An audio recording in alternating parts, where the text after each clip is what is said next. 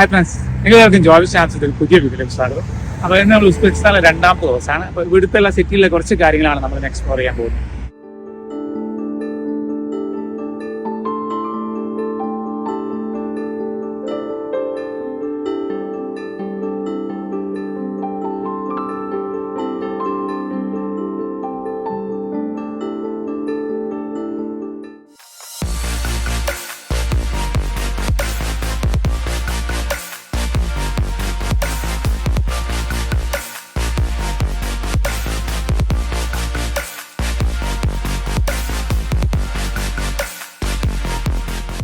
അപ്പോൾ നമ്മൾ ഇന്ന് ആദ്യം പോകുന്നത് ഷാഹി സിന്ദ എന്ന് പറഞ്ഞ ഒരു മുസ്ലിം കാണാനാണ്. ഒരു ശവകുടീരങ്ങളാണ്, ഒരുപാട് പണ്ടത്തെ രാജാക്കന്മാർ ഒരുപാട് ശവകുടീരങ്ങൾ കാണാൻ വേണ്ടിയിട്ടാണ്. അപ്പോൾ ഈ സ്ഥലം ഉള്ളത് ഈ രജിസ്ട്രാൻ സ്ക്വയറുമായിട്ട് ബന്ധപ്പെട്ട സ്ഥലങ്ങളിൽ തന്നെയാണ്. അപ്പോൾ നിങ്ങളൊക്കെ റൂം എടുക്കുകയാണെങ്കിൽ ഈ ഏരിയയിൽ എടുക്കുകയാണെങ്കിൽ നിങ്ങൾക്ക് നടന്ന് കാണാൻ പറ്റുന്ന ദൂരം മാത്രമേ ഉള്ളൂ.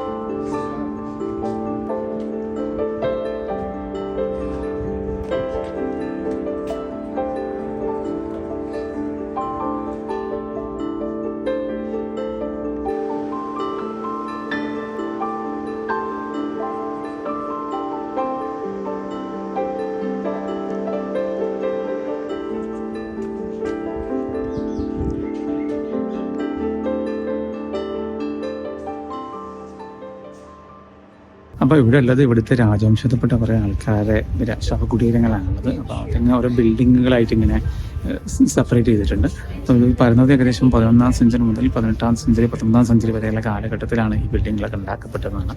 ഏകദേശം ഇങ്ങനത്തെ 20ഓളം ബിൽഡിങ്ങുകളാണ് ഉള്ളത്. കാരണം ഒരു ബിൽഡിങ്ങിൻ്റെ ഉള്ളിൽ ചിലപ്പം ആ ഒരു കുടുംബമായിട്ട് ബന്ധപ്പെട്ട 3-4 പേര് ശവകുടീരങ്ങളുണ്ട്.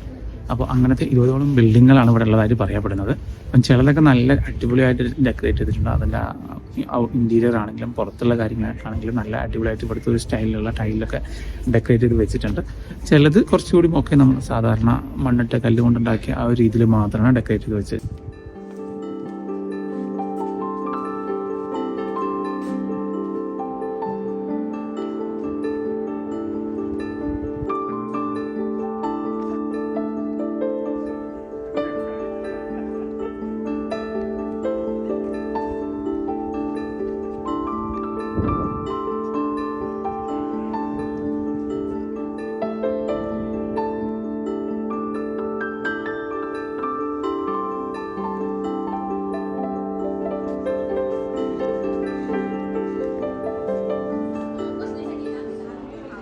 നമ്മളിപ്പോൾ കണ്ടത് മുഹമ്മദ് നബിയുടെ ഒരു കസിനായ ഖുസ്സാം ഇബ്നു അബ്ബാസിൻ്റെ ഒരു ശവകുടീരമാണ്.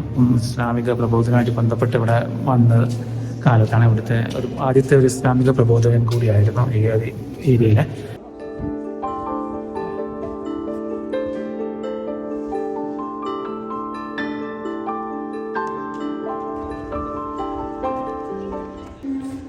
ഇതിലൊക്കെ കാണിച്ചിരിക്കുന്ന ആ ഒരു സിൽക്ക് റൂട്ടിൻ്റെ മാപ്പാണ്. ആ കാലത്ത് കച്ചവടം ചെയ്തിരുന്ന ചൈനയിൽ നിന്ന് പിന്നെ റോമിലേക്കൊക്കെ കച്ചവടം ചെയ്തിരുന്ന സിൽക്ക് റൂട്ടിൻ്റെ ഒരു മാപ്പാണ് കാണിച്ചിട്ടുള്ളത്. അപ്പോൾ ഞങ്ങൾ ഷാഹി സിന്ദയുടെ കാഴ്ചകളൊക്കെ കണ്ട് ഞങ്ങളെ പോകുന്നത് ഉലുബേഗ് ഒബ്സർവേറ്ററിയാണ്. അതൊരു വാന നിരീക്ഷണ കേന്ദ്രം കൂടിയാണ്. അപ്പം അതിനനുസരിച്ച് ചെറിയൊരു മ്യൂസിയം ഉണ്ട് പഴയ കാലത്ത് ഇതൊക്കെ വെച്ചിട്ടുള്ള.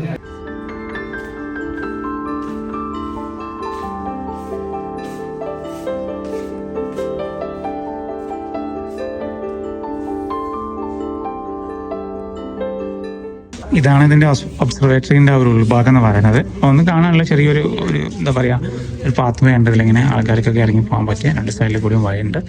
അതിനാണ് അവിടെ കാര്യമായിട്ടുള്ളത്. അതിൻ്റെ മുകളിൽ ഇങ്ങനെ റൂഫ് കെട്ടി മെയിൻറ്റെയിൻ ചെയ്തതെന്ന് മാത്രമേ ഉള്ളൂ. പിന്നെ ഇവിടേക്കുള്ള എൻട്രൻസ് ഫീ എന്ന് പറയുന്നത് ഒരാൾക്ക് 40,000 സോമാണ് വരുന്നത്. നമ്മൾ നേരത്തെ കണ്ട ഒബ്സർവേറ്ററിൻ്റെ ഒരു ഓപ്പോസിറ്റുള്ള ഭാഗമാണ് കാണുന്നത്. അപ്പോൾ ഇവിടെ ശരിക്കും കാര്യമായിട്ടൊന്നും അങ്ങനെ കാണാനൊന്നുമില്ല കേട്ടോ. ജസ്റ്റ് ആ ഒരു ഒബ്സർവേറ്ററിൻ്റെ ഒരു വ്യൂ മാത്രമേ ഉള്ളൂ. അപ്പോൾ അതിന് എനിക്കൊന്ന് പൈസ പുറത്താണെന്ന് വെച്ചാൽ അല്ല എന്ന് മാത്രമേ പറയൂ. പിന്നെ ഇത് ഇവിടുത്തെ ഒരു കുന്നിൻ്റെ ഒരു മുകളിലാണ്, ഒരു എന്താ പറയുക ഒരു 360 വ്യൂ ഉള്ള ഒരു കുന്നിൻ്റെ മുകളിലാണ് ഈ ഒബ്സർവേറ്ററി ഉള്ളത്. അപ്പം ഇതിന് മുകളിൽ വന്നാൽ അതിൻ്റെ മൊത്തമുള്ള ചുറ്റുമുള്ള കാഴ്ചകൾ കാണാൻ പറ്റും. അവിടെ നല്ല രീതിയിൽ എല്ലായിടത്തും മെയിൻറ്റെയിൻ ചെയ്തിട്ടുണ്ട്. ഒരു ഓട്ടം സീസണും കൂടി ആയതുകൊണ്ടാണ് മൊത്തം ഫ്ലവേഴ്സും കാര്യങ്ങളൊക്കെ വെച്ചിട്ട് നല്ല അടിപൊളിയായി മെയിൻറ്റെയിൻ ചെയ്ത് വെച്ചിട്ടുണ്ട്. നല്ല വൃത്തിയിൽ കീപ്പ് ചെയ്തിട്ടുണ്ട് എല്ലാ സ്ഥലവും. ഇയാളാണ് ഈ ഉലുബക് എന്ന് പറഞ്ഞ ഒരാൾ. ഇയാളുടെ പേരിലാണ് ഈ ഒബ്സർവേറ്ററി അറിയപ്പെടുന്നത്. ഇയാളാണ് ഇതിവിടെ ഫസ്റ്റ് ഫൗണ്ട് ചെയ്തതും പിന്നെ പഠിപ്പിച്ചതൊക്കെ. നമ്മളിപ്പോൾ വന്നിരിക്കുന്നത് കൊനിഗിൽ എന്ന് പറഞ്ഞ ഒരു ടൂറിസ്റ്റ് വില്ലേജിലാണ്. അപ്പോൾ ഇവിടെ കാര്യമായിട്ടുള്ളത് കുറച്ച് ചെറിയൊരു വെള്ളത്തിൻ്റെ ഒരു അരുവിയൊക്കെയാണ് ഇങ്ങനെ വയ്ക്കുന്നത്. പിന്നെ ഇതിനൊരു ഇവിടെ ഒരു പേപ്പർ മില്ല് കൂടി ഉണ്ടെന്നാണ് പറഞ്ഞത്. അപ്പോൾ പേപ്പർ മില്ലിൽ പോയി കഴിഞ്ഞാൽ നിങ്ങൾക്ക് എക്സ്പീരിയൻസ് ചെയ്യാൻ പറ്റും, എങ്ങനെയാണ് പേപ്പർ ഉണ്ടാക്കുന്നത്, അങ്ങനത്തെ കാര്യങ്ങളൊക്കെ എക്സ്പീരിയൻസ് ചെയ്യാൻ പറ്റും.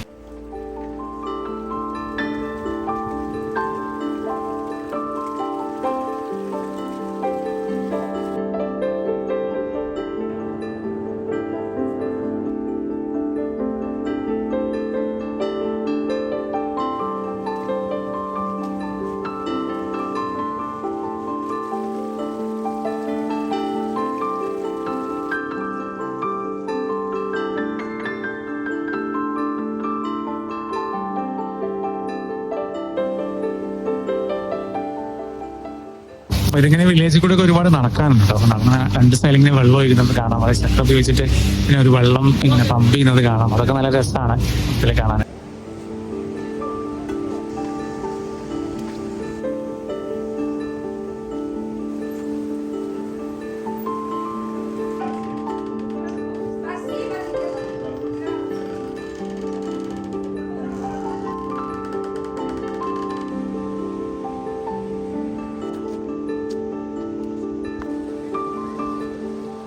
അപ്പോൾ ഞങ്ങളിപ്പോൾ ഈ വില്ലേജിൻ്റെ സൈഡിൽ കൂടി ഇങ്ങനെ നടക്കുകയാണ്. അപ്പോൾ ഈ വില്ലേജിൻ്റെ സൈഡിൽ കൂടി ഒരു നദി ഇങ്ങനെ ഒഴുകുന്നുണ്ട്, ചെറിയൊരു അരുവി ഒഴുകുന്നുണ്ട്. അപ്പോൾ അതിൻ്റെ 2 സൈഡിൽ കൂടി നമുക്ക് നടക്കാനുള്ള വഴികളുണ്ട്. പിന്നെ അതിൻ്റെ അടുത്തൊക്കെ ആയിട്ട് വില്ലേജിൻ്റെ വീടുകളായിട്ട് ബന്ധപ്പെട്ടിട്ട് ഒരുപാട് ക്രാഫ്റ്റ് ഷോപ്സ് അല്ലെങ്കിൽ എന്തെങ്കിലും ഡെമോ ഉള്ള ഒരുപാട് സംഭവങ്ങളുണ്ട്. ഡെമോ കാണിക്കുന്ന കൃഷി ചെയ്യുന്നതുണ്ട്, കാലി കൃഷി ചെയ്യുന്നവരുണ്ട്, പിന്നെ റെസ്റ്റോറൻറ്റ് ടൈപ്പ് ഉണ്ട്, പിന്നെ പോട്രി അതിൻ്റെ വർക്ക്ഷോപ്പുകൾ, അതിൻ്റെ ഡിസ്പ്ലേ, അങ്ങനത്തെ കാര്യങ്ങൾ, സുവനീഴ്സിൻ്റെ ഷോപ്സ്, അങ്ങനത്തെ ഒരുപാട് കാര്യങ്ങൾ ഇവിടെ ഉണ്ട് 2 സൈഡിലായിട്ട്. അപ്പോൾ ഇതൊരു ടൂറിസ്റ്റ് വില്ലേജ് എന്ന ഒരു കൺസെപ്റ്റിൽ ഉണ്ടാക്കിയൊരു വില്ലേജാണ്.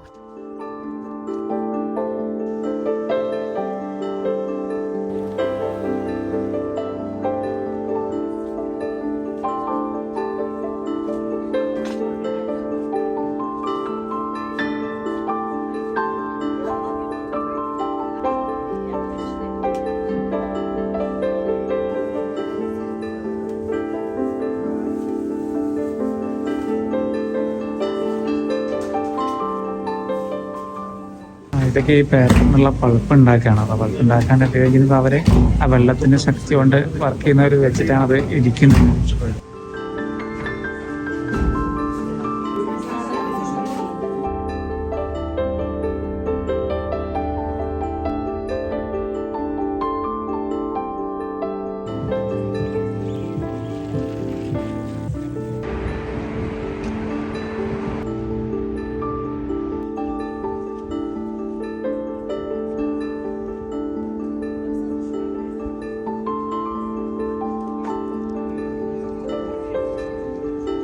ഇന്നത്തെ സാധനം കണ്ടില്ലേ, അമീർ തിമൂറിൻ്റെ ഒരു ശവകുടീരം കാണാൻ വേണ്ടിയിട്ടാണ് വന്നത്. അപ്പോൾ അമീർ തിമൂർ എന്ന് പറഞ്ഞാൽ ഇവിടുത്തെ ഹിസ്റ്ററിയിലെ ഒരു പ്രധാനപ്പെട്ട ഒരാളാണ്. ഇവിടുത്തെ ഈ ബിൽഡിങ്ങുകളിലൊക്കെ പിന്നിലുള്ള ഒരു മെയിൻ ആളും കൂടിയാണ് ഈ അമീർ തിമൂർ എന്ന് പറയുന്നത്. അപ്പോൾ അയാളുടെ ശവകുടീരം കാണാനാണ് ഇപ്പോൾ വന്നിട്ടുള്ളത്. അപ്പോൾ ഇവിടെ ഒരാൾക്ക് എൻട്രി ഫീ എന്ന് പറയുന്നത് 40,000 സോമാണ്. അപ്പോൾ ഇവിടുത്തെ ഒരുവിധം എല്ലാ ടൂറിസ്റ്റ് പ്ലേസിലും അങ്ങനെ തന്നെയാണ്. ഒരാൾക്ക് എൻട്രി ഫീ 40,000 സോമാണ്. ഈ ബിൽഡിംഗ് എന്ന് പറഞ്ഞാൽ മറ്റു ബിൽഡിങ്ങുകളെ പോലെ തന്നെ കുറേ ടൈൽ വർക്കും കാര്യങ്ങളൊക്കെ ആയിട്ട് തന്നെയാണുള്ളത്. ഏകദേശം ഭയങ്കര സിമിലാരിറ്റി ഉണ്ട്. ബാക്കിയുള്ള ബിൽഡിങ്ങുകൾ കാണുന്ന ബിൽഡിങ്ങൊക്കെ നോക്കുകയാണെങ്കിൽ ഭയങ്കര സിമിലർ ആയിട്ടുള്ള ബിൽഡിംഗ് തന്നെയാണ് ഇത്.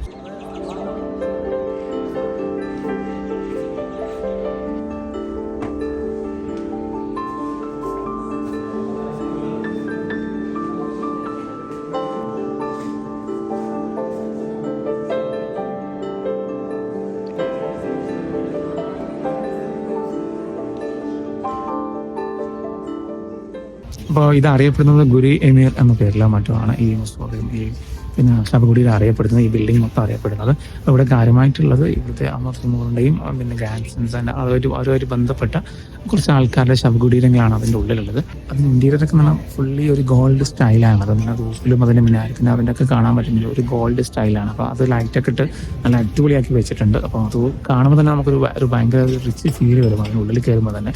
വേറെ എവിടെ പോയിട്ടും ഇങ്ങനത്തെ ഒരു ഗോൾഡൻ സ്റ്റൈലുള്ളത് വളരെ കുറവായിട്ടുണ്ട്. മിക്കവാറും കൂടുതൽ ഇവിടുത്തെ ഈ ബ്ലൂ കളറുള്ള കാര്യമാണ് കൂടുതൽ, ടൈൽസാണ് കൂടുതൽ. അപ്പോൾ ശവകുടീരത്തിൻ്റെ കാഴ്ചകളൊക്കെ കണ്ടപ്പോൾ ഞങ്ങൾ ഇവിടുത്തെ അമർ തിമൂറിൻ്റെ ഒരു പ്രതിമ ഉണ്ട്, അത് കാണാൻ വേണ്ടി പോവാണ്. അപ്പോൾ അത് പോകുന്ന വഴിയാണ് കാണുന്നത്. ഇവിടെ ഭയങ്കര അടിപൊളിയായിട്ട് ഗാർഡനിങ് ചെയ്ത് സെറ്റ് ചെയ്ത് വെച്ചിട്ടുണ്ട്. നല്ലൊരു ഭംഗിയാണ്. നമ്മൾ ദുബായിലൊക്കെ കാണുന്നതിനേക്കാളും നല്ല അടിപൊളിയായിട്ട് നല്ല ഗ്രീനറിയും നല്ല എന്താ പറയുക മൊത്തത്തിൽ നല്ലൊരു ഭംഗിയുണ്ട് കാണാൻ.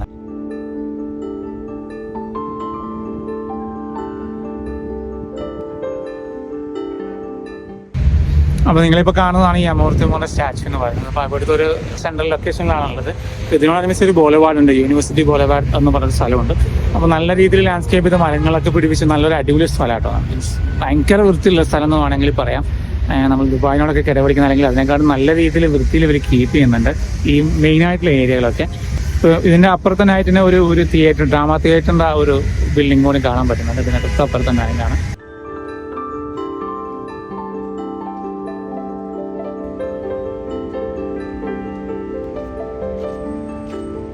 അപ്പോൾ ഇന്നത്തെ വീഡിയോ ഞങ്ങൾ അവസാനിപ്പിക്കുകയാണ്. അപ്പോൾ നിങ്ങൾ ഇന്ന് കണ്ടത് സമർക്കണ്ടിൻ്റെ കാഴ്ചകളാണ്. അപ്പോൾ നാളെ ഞങ്ങൾ കാശ്മീരിലേക്ക് ട്രെയിൻ കയറി പോകും. ആ വീഡിയോ ഞാൻ നാളെ രാവിലെ കാണിക്കാം. അപ്പോൾ വീഡിയോ നിങ്ങൾക്ക് ഇഷ്ടമാണെന്നായിരിക്കുന്നു. അപ്പോൾ ഇഷ്ടമെങ്കിൽ നിങ്ങൾ ചാനൽ സബ്സ്ക്രൈബ് ചെയ്യുന്ന കാര്യം പരിഗണിക്കണം. പറ്റുന്നില്ല നിങ്ങളുടെ ഫ്രണ്ട്സിനൊക്കെ ഒന്ന് ഷെയർ ചെയ്യണം. എന്തെങ്കിലും ചോദ്യങ്ങളോ സംശയങ്ങളോ ഉണ്ടെങ്കിൽ എൻ്റെ കമൻറ്റ് ബോക്സിലോ എൻ്റെ ഇൻസ്റ്റാഗ്രാമിൽ ചോദിക്കാവുന്നതാണ്.